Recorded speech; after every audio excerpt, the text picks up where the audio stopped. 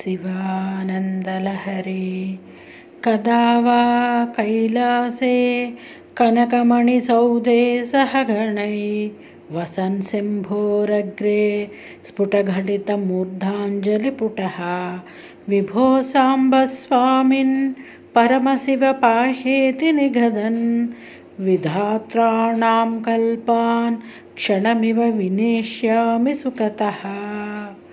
కైలాసమునందు బంగారు రత్నాల మెడలో ప్రమద గణములతో కూడా శివుని ఎదుట తల చేతులు మోర్చి సర్వవ్యాపక సాంబా స్వామి రక్షించు, పరమశివ రక్షించు అని పలుకుచు ఆ ఆనందము వలన బ్రహ్మకల్పములను కూడా క్షణము వలె ఎప్పుడు గడిపెదనో కదా అని. నిజమే కదా. భగవంతుని యందు సన్నిధి యందు మనస్పూర్వకంగా ఇంద్రియాలు బుద్ధి అన్నీ పరమాత్మ యందు మనం లయం చేసి ఉన్నప్పుడు యుగాలు క్షణంగా గడుపుతాయి.